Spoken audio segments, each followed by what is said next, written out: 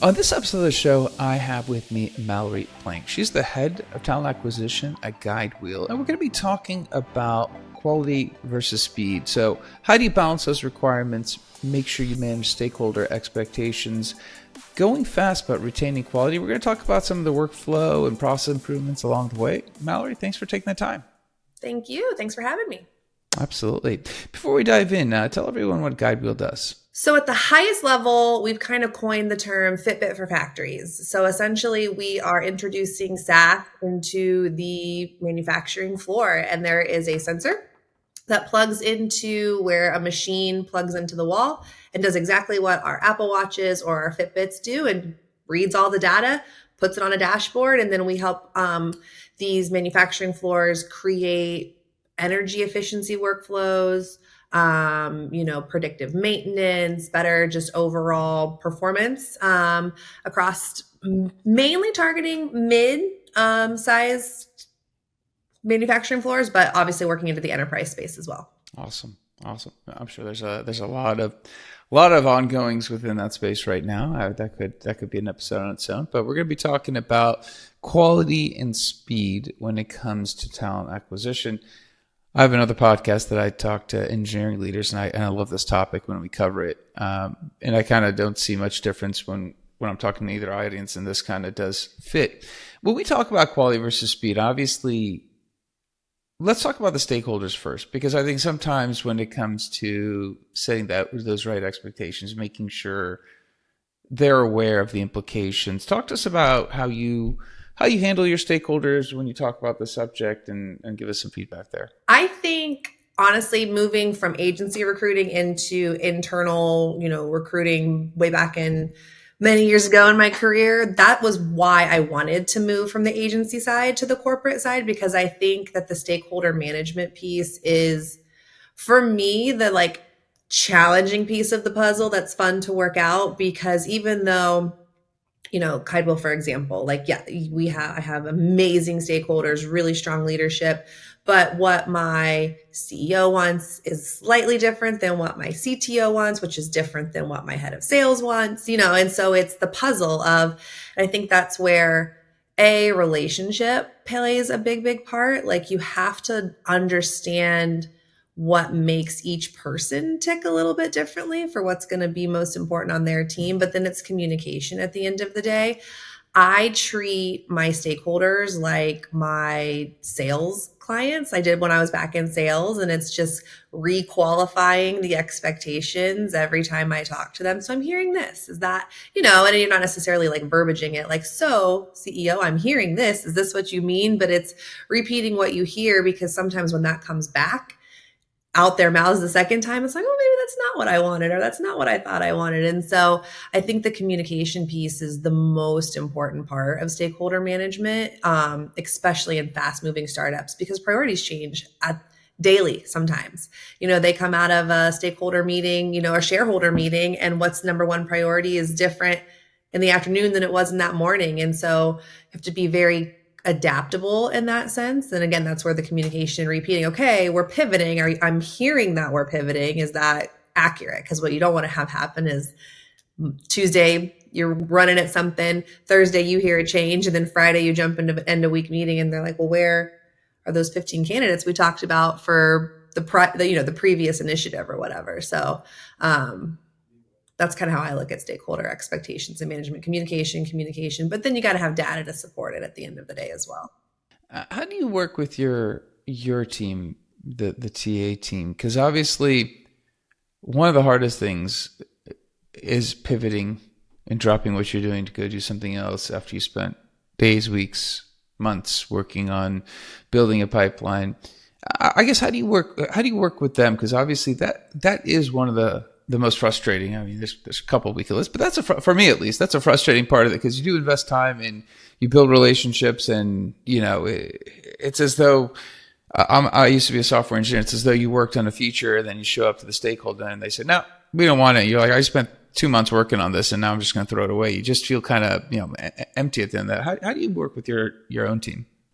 I think there's two things. One, I always work with my teams on, we have to move and position ourselves as strategic partners, not just a service center. And so when we're looking at ourselves as partners to the business and not just order takers and rec takers, it can switch that frustration into, okay, yes, like, yeah, that was a lot of wasted time, but this is what's better for the business. And my job as a talent acquisition professional is to work with my stakeholders on the strategy that's best, especially in early stage startups, because one wrong move can change that next round of funding, can change if you're hitting those ARR numbers, things like that. And so I always work with my team on making sure that we're being strategic partners with our stakeholders. And so that helps eliminate some of that frustration, because you're looking at it from a viewpoint of like, okay, well, this is helping the business at the end of the day, which is helping my equity mean something at the end of the day, which is selfishly why I think most of us join early stage startups.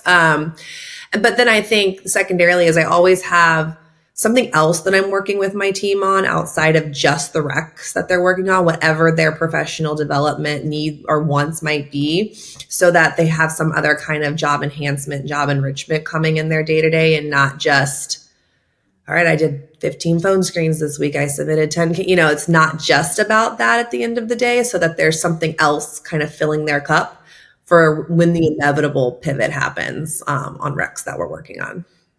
Absolutely. I guess the question that kind of extends from this conversation is, we're responsible for getting the right candidates to the table. You just mentioned, where are my candidates? Where are those 15 you mentioned? Mm-hmm. Obviously, in any discipline, I think going, fast, you do lose some of those details that you're looking for. And I think when you look at the talent acquisition side, that's a bit dangerous, because our stakeholders also are investing time in what we're producing. I guess how do you balance that? How do you balance not trying to go so fast where you're not filtering, but then also if you're too stringent, obviously we're not, for the most part, doers of the work. So if you're too rigid, you might actually be ruling people out that you should otherwise be having the team speak to. How do you balance that quality and velocity equation? It's a good question. I think it all starts with making sure that the cliche that I, don't have a better one for it, the slow down to speed up, but making sure that the intake is solid. I think it's very easy, especially and I'm guilty of this occasionally too, because that urgency just really does get the best of you. But I've been doing sales recruiting for over 10 years now, so I know what makes a good salesperson, right? So it's easy for me to skip the intake meeting, right? And I think that's where the fatal flaws come in. And so it's the slow down to speed up, where it's like, okay, what we needed in our founding AE hires to get those first 10 is now different than what we need in the next 5. And so making sure that I'm understanding what the top 3 non-negotiables are, and then that's how you stick to the quality piece, bringing every piece of feedback back to those 3 things. And then sure, there's some nice to haves, like, okay, let's sprinkle those in if we happen to find them. And then the also heck no's, or do not put this on my, on my desk, and that'll speed up the quality and urgency piece a little bit there too. But I think, recruiting at the end of the day, if we're acting as a strategic business partner, we should have a process that we follow every time, and our stakeholders should, and any department head that we're working with should follow that process, because just like within engineering, you wouldn't skip a step, right? That could break things. Same thing within being a strategic business partner. If we're frameworking ourselves that way with our stakeholders, then they're going to understand that this is just how I get my recs opened. If I don't give them my top 3 and I don't framework all my feedback around those top 3, then there's other departments that are going to get those TA resources. And especially nowadays, since the unfortunate, reductions in workforce that have very much so affected this space, a lot of companies are working with very limited TA resources now. And so frameworking it in that sense of okay, this is the process that I have to follow if I want her support, right? If I want her and her team support, I have to make sure I hit these 3 things. And then you'll be able to tie it all back into the quality piece, but you're also speeding up the process by mitigating anybody and, eliminating anybody that doesn't meet those at least 3 things, and making it only 3, not 5, 6, 7, is how you keep the pool open as well.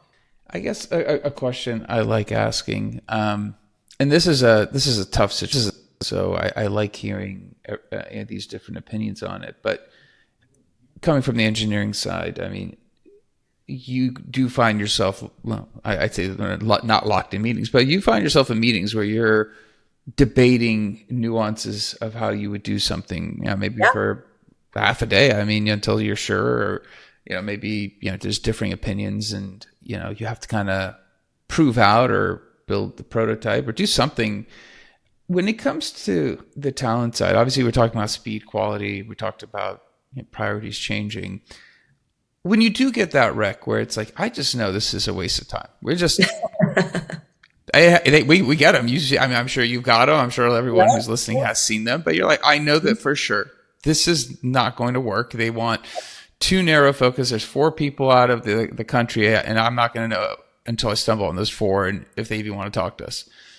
A lot of times I hear we have to go look for it anyways and then come back with the data. And I kind of counter, I go, I get it, but what if you just say, I'm not going to work on it? I'm not going to do it. Like, I'm not going to waste my team and my team's resources for what we feel is just a requirement that is unachievable. Like, if you go to the engineering team and say, I want you guys to do something unachievable, they tell you no. I am kind of curious because I like to learn more, but why do we not see more of that? What makes it harder for TA to push back that hard versus anybody else in the company saying, no, not going to do it?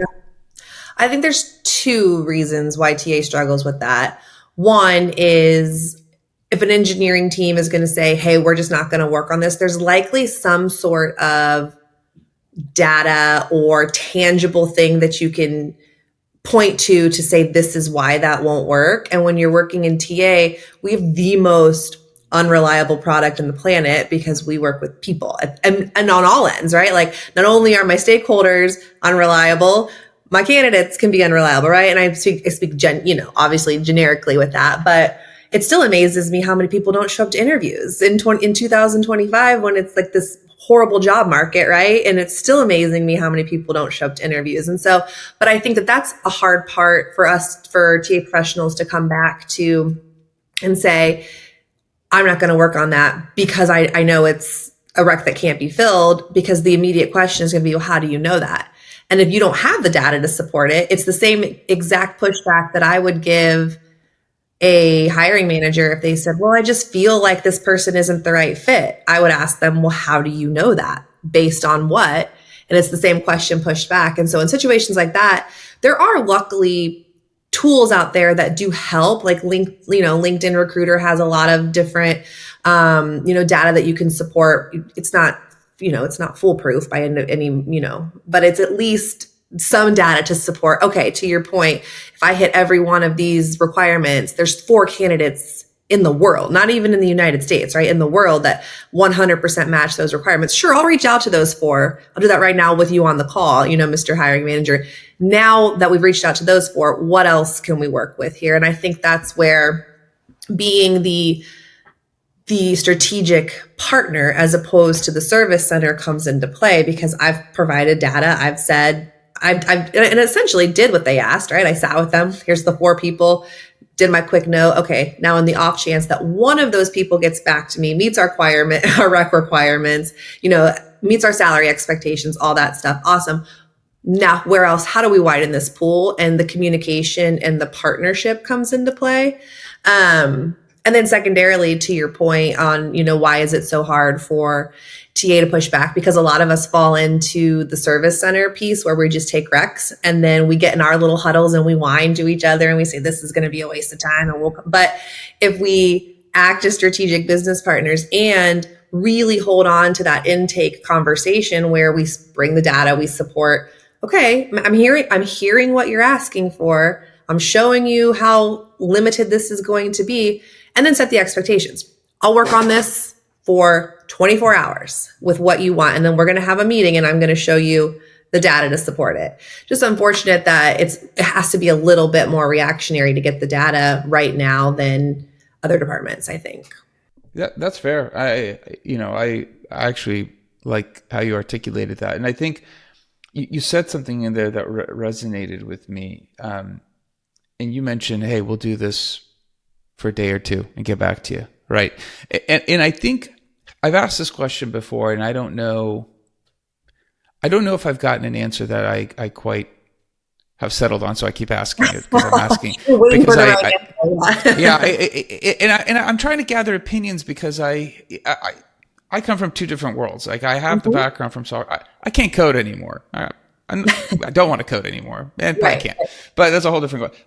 But I also, have been in the TA world by, trial by fire. So what I've learned is what I've learned, and it's kind of more unique to me. But I also see when you mention, hey, let's do this for 24 hours. Let's do this for 36 hours. I almost draw a map in my mind. I go, listen, the engineering team runs everything on sprints. They understand that. Why do we not adopt, especially if you're in a tech industry where you're working with, and the harder recs are in the engineering side, right, to a certain extent, although sales roles can be as much of a pain. But either way, a lot of times teams understand this notion of there's a project management methodology, there's a timeline, i.e. sprints and within the Scrum methodology. How big of a gap would it be? Because you mentioned, let's do this for 24 hours and come back with data. How much of a gap would it be for us to actually start adopting their nomenclature and their ways of actually running projects? Because I kind of feel like they would understand, we're going to run a 3-day sprint. We'll come back to you. We'll give you the data. You decide if you want us to pursue this. Because I think a lot of times from the engineering world, how they resolve some of these, it's like, okay, Mr. Product Owner, you definitely want this. We'll go do this. If you're not happy with how we're spending your resources, redirect us. It's no problem. It's just, we'll be inefficient. It'll take us longer. Puts the onus, on the decision maker. I guess, is that something, is it just unnecessary in TA? I haven't seen it. Or is it a case of, we have a lot of different stakeholders. It'd be difficult to map that. Because I know internally we do that. I just don't know if externally we communicate that. I don't know, that's a long-winded question. It's kind of a muddled question, but hopefully. Yeah, but I think it's valid, and I think it's situational, because it's going to depend on, again, there's so many different factors that are going to make it. But I think if you set there needs to be okay, we'll work on this for, like you said, 36 hours, 3 days. If we haven't achieved X by that, like there has to be a goalpost that we're running towards, or, if we haven't achieved this, then I think that's where TA gets the opportunity to say, I am no longer working on the rec as it stands. You are getting my 100% undivided support on this rec the way it stands for the next 3 days. If we don't have, call it, if it's a very, very small pool, if we don't have a pool of 15 candidates that we can actively go after, then we're not going to continue. Or if it's a little bit wider of a pool, but we're off on compensation and, people are getting back to us that we're off there, then if I get 6 responses that they'd be interested, if the comp was different, then we're going to work together and we're going to bring in finance and we're going to bring in people and figure out why our benchmarking is so wrong. And we're either going to get where we need to be with comp, or we're going to, reduce the requirements of the role. I think there has to be an X marks the spot, essentially, of like, this is what we're running to in these 3 days, and it's agreed upon mutually. If that's not achieved, then we know what we have to adapt. And then if the answer at the end of those 3 days is, no, I'm not changing the rec, I think that's where TA gets the right to say, this is not a good use of my team's time, and therefore run it up the flagpole however you need to get approval to not work on that. Because also at the end of the day, especially if it's a small TA team and there's only 5 recs across the company, the pushback is also going to be go run anyway, So I think, again, it's all situational, but you don't want to just send your team on a mission that they can't accomplish either, because then they lose faith in you as their leader too. 100%. I'm on board with everything you said, and again, like in my mind, I'm mapping everything we've talked about, and this is how we actually. So I own a recruiting agency now. I don't talk a lot about it on the show, but we run everything based on a Scrum methodology, because I don't know how to do anything differently. So everyone's kind of forced to kind of adopt what I know. But and we actually, and if it's working, why fix? Yeah. Sorry, what was that? I said, and if it's working, why not? Yeah, and it's interesting because we actually talk about things in sprints, and then I actually, in the engineering world, it wouldn't be a 3-day sprint, but I'm like, hey, we're going to do a 2-3 day sprint, and then I'm going to come back and show you. I want feedback, and B, I want to know what needs to be changed within those first 3 days, because being precise and accurate is my big debate, right? Being precise is not good. I mean, if I'm missing the target and I'm hitting 100 people in the same target, that's all wrong. By being accurate, then I'm trying to move towards that. So actually, sometimes it's getting that access to the engineering side for us is harder than for you internally. But I do think what you mentioned, and we're kind of talking about, is running a defined sprint, having defined expectations. And again, they do end user testing, the test driven development. It's like, I want to know what's the acceptance criteria. Who will you talk to? And if I bring you that person, then if you don't talk to them, I need justification.